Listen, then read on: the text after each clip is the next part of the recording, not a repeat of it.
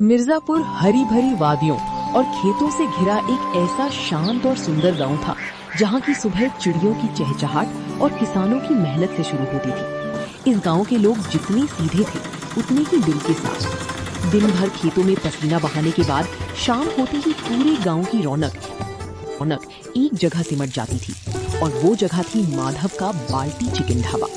माधव अपने छोटे से ढाबे पर एक बेहद अनोखे और मजेदार अंदाज में स्वादिष्ट चिकन परोसता था। उसका कॉन्सेप्ट एकदम कमाल का था। एक छोटी सी बाल्टी में भरकर गर्मा गर्म स्वादिष्ट चिकन, साथ में पेट भर चावल और कुरकुरा पापड़, वो भी सिर्फ 100 रुपए में। उसके इस बाल्टी चिकन का स्वाद ऐसा लाजवाब था कि दूर दूर से लोग सिर्फ उसकी उंगलियों का जादू चखने खींचे चले आते थे। आज भी ढाबे पर आसपास के इलाके के एक रईस और खाती पीती घर की सेठ और उनकी मोटी सेठानी बैठे बड़ी मजे से चिकन चावल उड़ा रहे थे। सेठानी जी तो स्वाद के मजे लेते हुए अपनी तीसरी बाल्टी खत्म करने की तैयारी में थी। अरे माधव बेटा, सच में तुम्हारे हाथों में तो जादू है। सिर्फ 100 रुपए में भरपेट चिकन, चावल और पापड़ दे रहे हो। मेरी पत्नी का पेट तो भर गया पर मन नहीं भरा। देखो, तीसरी बाल्टी भी साफ कर दी। यहाँ साफ सफाई भी इतनी अच्छी है तो तुम शहर क्यों नहीं चले जाते? वहाँ तो तुम खूब कमाओगे। सेठ जी, बात ऐसी है कि जब मेरे पास कुछ नहीं था और मैंने एक छोटे से ठेले से शुरुआत की थी, तब इसी गांव के भाई बहनों ने मेरा साथ दिया था। आज उन्हीं की बदौलत मेरा ये ढाबा इतना चल रहा है। अब जब थोड़े अच्छे दिन आए हैं तो मैं अपने लोगों को छोड़कर शहर भाग जाऊं? माधव भाई, तुम जितना अच्छा चिकन बनाते हो, तुम्हारा दिल भी उतना ही प्यारा है। पर एक बात बताओ भाई, ऐसा क्या डालते हो इसमें? हमारे घर का रसोइया इतनी कोशिश करता है पर ऐसा स्वाद और तरीका, ऐसा गाढ़ापन कभी आता ही नहीं। सेठानी जी, इसमें कोई गुप्त मसाला नहीं है।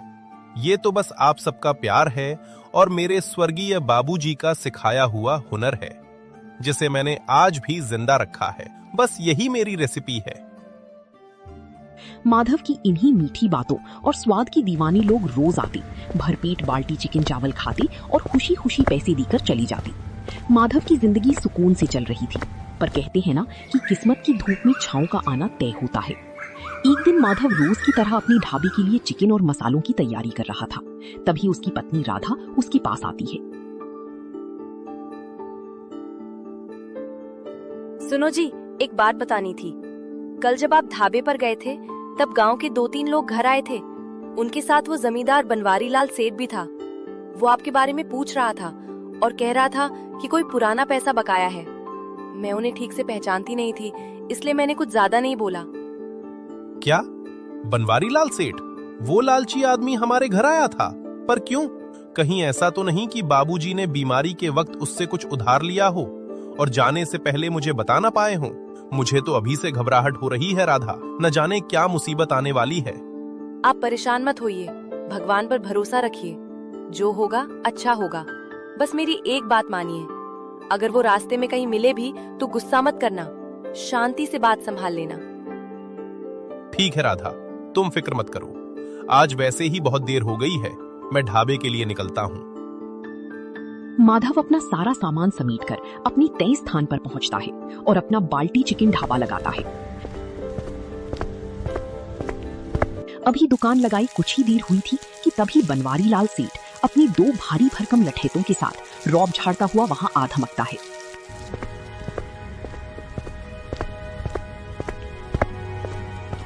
और भाई माधव, क्या हाल चाल है? मैं ठीक हूँ सेठ जी, आप बताइए, हमारे इस गरीब ढाबे पर आपका कैसे आना हुआ? सब ठीक ही है। कल मैं तुम्हारे घर गया था, तुम्हारी पत्नी मिली थी। बहुत सीधे साधे लहजे में बात कर रही थी। शायद जानती नहीं कि बनवारी लाल सेठ कौन है। जी, वो आपको नहीं पहचानती थी। उसने मुझे बताया कि आप आए थे, पर सेठ जी, आप किस सिलसिले में आए थे? जरा साफ साफ बताइए। सिलसिले की बात सुन। तेरे स्वर्गीय बाप ने मुझसे पूरे 10,000 रुपए उधार लिए थे। मैं तो भूल ही गया था, पर कल जब पुराना बही खाता खोला तो देखा कि वो पैसे आज तक चुकाए ही नहीं गए। अब इतने सालों का ब्याज मिलाकर पूरा हिसाब 25,000 रुपए बैठता है। क्या 25,000 रुपए? सेठ जी, इतने पैसे क्या सच में मेरे बाबूजी ने? ए लड़के, जुबान संभाल कर बात कर। बनवारी लाल का खाता कभी झूठ नहीं बोलता। अगर तू चुपचाप पैसे नहीं दे सकता तो ये जो तेरा ढाबा और दुकान को इसे बेचकर अपना पैसा वसूल करूंगा। सेठ जी, रहम खाइए। मुझे इस उधार के बारे में कुछ नहीं पता था, पर मैं आपके पैसे खाऊंगा नहीं। मुझे बस 1 महीने का वक्त दे दीजिए। मैं दिन रात एक करके आपके 25,000 रुपया चुका दूंगा। 1 महीना नहीं, मैं तुझे सिर्फ 10 दिन का समय दे रहा हूं। 10वें दिन मैं खुद यहां आऊंगा और मुझे मेरे पूरे पैसे नगद चाहिए।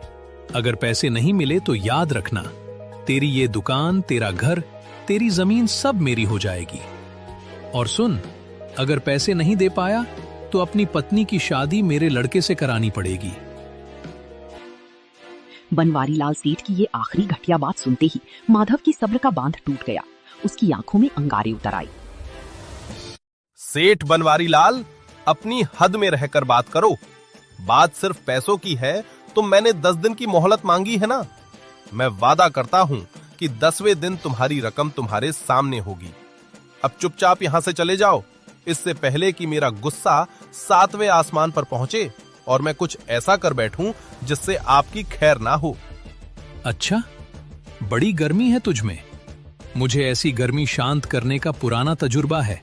चलो रे लड़कों, 10 दिन बाद इसका सारा घमंड इसी जमीन पर मिला देंगे। बनवारी लाल सेठ के जाने के बाद माधव बहुत परेशान था। तभी वहां शहर से आया एक नया शादीशुदा जूड़ा आकर रुकता है। वे अपनी शानदार कार से उतरी।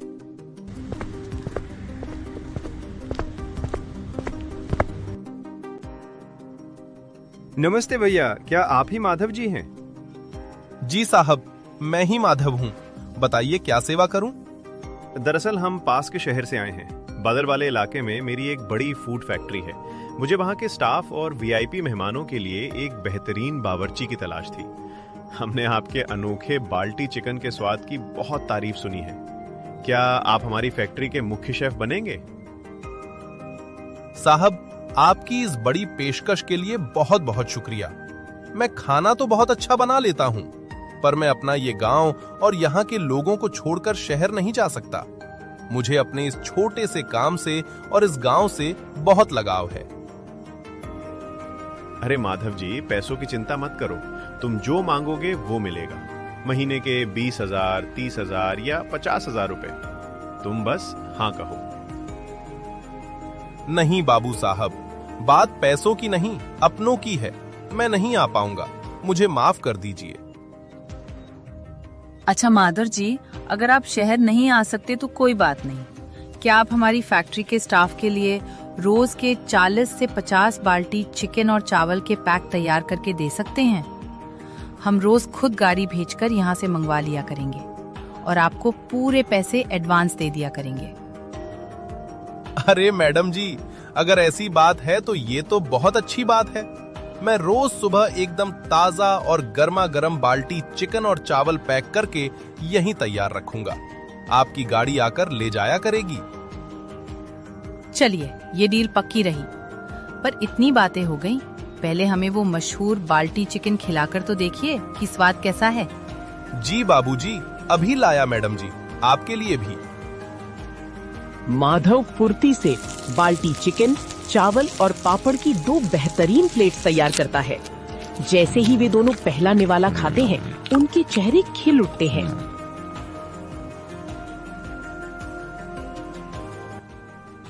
वाह माधव जी, सच में जैसा सुना था, स्वाद उससे भी कहीं ज्यादा लाजवाब है। वाकई अद्भुत स्वाद है। ये लो तुम्हारे एडवांस पैसे। कल से हमारा ऑर्डर तैयार रखना। उन दोनों के जाने के बाद माधव की आंखों में उम्मीद के नए आंसू थे। जहां एक तरफ 25,000 रुपए का पहाड़ जैसा कर्ज था, वहीं भगवान ने उसे तुरंत कमाने का एक नया जरिया दे दिया था। उस दिन माधव का सारा सामान बहुत जल्दी बिक गया और वो एक नई उम्मीद के साथ शाम को अपने घर की तरफ लौट चला।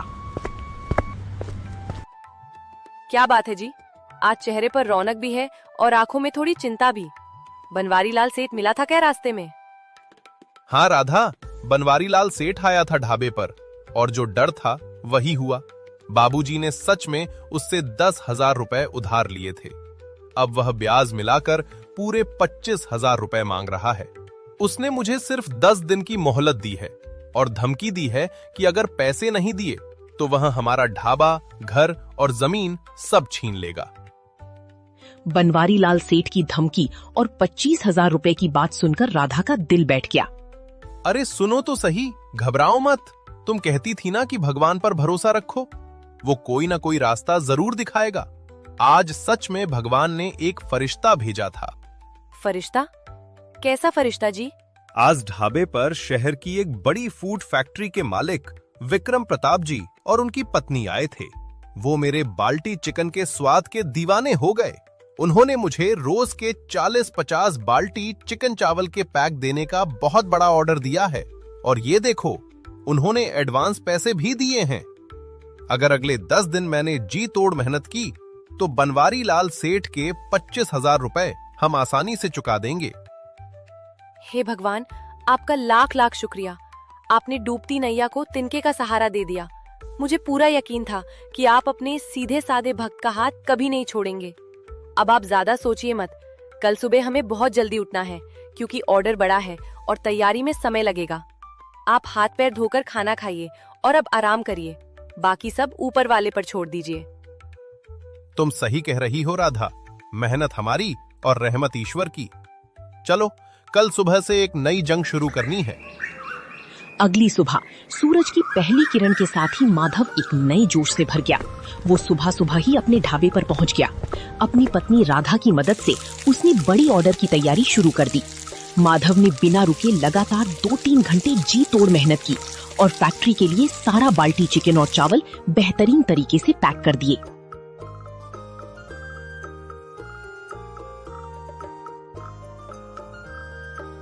तभी वहां विक्रम प्रताप जी अकेले अपनी गाड़ी से आते हैं।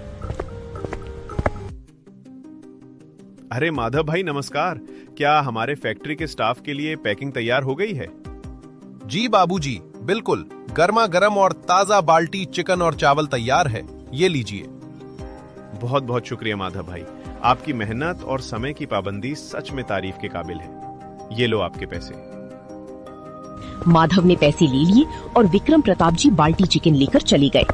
इसी तरह मेहनत करते करते लगभग 1 हफ्ता बीत गया। फैक्ट्री के बड़े ऑर्डर और रोज की दुकानदारी से माधव की अच्छी खासी कमाई होने लगी थी। अब उसके पास कर्ज चुकाने के लिए लगभग सारे पैसे जमा होने वाले थे। पर बनवारी लाल सेठ के दिल में तो कुछ और ही लालच चल रहा था। 8वें दिन सुबह सुबह बनवारी लाल सेठ अपने उन्हीं लठैतों के साथ माधव के ढाबे पर आ धमकता है।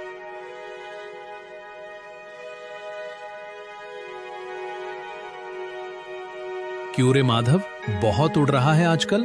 देख भाई, मैं पूरे 10 दिन का इंतजार नहीं कर सकता। मुझे मेरे पूरे पैसे आज और अभी चाहिए। ये आप क्या कह रहे हैं सेठ जी? अभी तो सिर्फ 8 दिन हुए हैं। आपने खुद पूरे गांव के सामने मुझसे 10 दिन का वादा किया था। वादा गया तेल लेने? मेरा पैसा है, मेरी मर्जी। मैं वक्त नहीं देना चाहता तो नहीं देना चाहता। अगर आज पैसे नहीं दे सकता तो चुपचाप अपने खेत, अपनी जमीन और इस ढाबे का सारा सामान मेरे हवाले कर और अपना बोरिया बिस्तर समेट कर इस गांव से दफा हो जा। सेठ जी, जुबान की भी कोई कीमत होती है। ऐसा नहीं होता कि आप 10 दिन की बात करके 8वें दिन ही सब कुछ छीनने आ जाए। ये सरासर नाइंसाफी है। बनवारी लाल सेठ और माधव के बीच ये बहस चल ही रही थी कि तभी वहां रोज की तरह विक्रम प्रताप अपनी गाड़ी से आकर रुकते हैं। दोनों को झगड़ते देख वो तुरंत बीच बचाव करने आते हैं। अरे अरे, क्या बात है माधव भाई, सुबह सुबह तुम दोनों के बीच ये किस बात का झगड़ा चल रहा है? कुछ नहीं बाबूजी, बस बाबूजी का एक पुराना कर्ज था। सेठ जी ने मुझे 10 दिन का वक्त दिया था, लेकिन ये आज 8वें दिन ही पैसे मांग रहे हैं। मेरे पास पैसे लगभग तैयार हैं।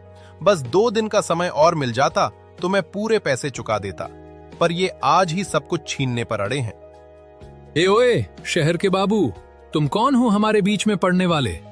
हम गांव वालों के आपसी मामले में टांग अड़ाना अच्छी बात नहीं है, समझे? चुपचाप किनारे हो जाओ। बनवारी लाल सेठ का ये घमंड देखकर विक्रम प्रताप मुस्कुराए। बनवारी लाल सेठ जी, मेरा नाम विक्रम प्रताप है और मैं शहर की मल्टीनेशनल फूड्स फैक्ट्री का मालिक हूँ। तुम जिसे मामूली बाल्टी चिकन वाला समझ रहे हो ना, वो मेरी फैक्ट्री का सबसे खास पार्टनर बनने जा रहा है। और रही बात पैसों की, तो बताओ कितना बकाया है माधव का? पूरे 25,000 रुपए, ब्याज समेत। बस इतनी सी बात के लिए तुम एक ईमानदार इंसान को डरा रहे हो? ये लो तुम्हारे पूरे 25,000 रुपए नकद, गिन लो इन्हें। और आज के बाद अगर माधव भाई या उनके परिवार के आसपास भी दिखाई दिए तो शहर की पुलिस से सीधा मेरा पाला पड़ेगा, याद रखना। बनवारी लाल सेठ ने कांपते हाथों से पैसे लिए। उसका सारा घमंड पल भर में चूर चूर हो गया। विक्रम प्रताप के रुतबे और पुलिस का नाम सुनते ही वो अपने गुंडों के साथ दुम दबाकर वहां से रफू चक्कर हो गया। बाबूजी, आपने आज मेरी जिंदगी, मेरा घर सब बचा लिया। मैं आपका ये एहसान जिंदगी भर नहीं भूलूंगा। मैं आपके ये पैसे बहुत जल्द लौटा दूंगा। अरे माधव भाई, ये कोई एहसान नहीं है, ये तुम्हारी ईमानदारी और तुम्हारे हाथों के लाजवाब स्वाद का इनाम है। जो इंसान अपनों के लिए शहर का बड़ा ऑफर ठुकरा सकता है, भगवान उसकी मदद के लिए कोई ना कोई जरिया ढूंढ ही लेता है। उसे दिन से माधव खुशी खुशी अपनी जिंदगी जीने लगा। रोज ही अपना बाल्टी वाला चिकन बनाया करता और गांव वाले भी बड़ी कैफ से उसके बाल्टी चिकन खाया करते हैं। अब विक्रम प्रताप उसका पार्टनर बन चुका था। वो रोज 100 बाल्टी चिकन अपने यहाँ लेकर जाता था। ऐसे ही दोनों खुशी खुशी अपनी जिंदगी जीने लगे।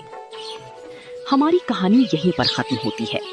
अगर आप चाहते हैं आपका नाम अगले वीडियो में इस्तेमाल हो तो प्लीज कमेंट में अपना एक प्यारा सा नाम लिख दीजिए।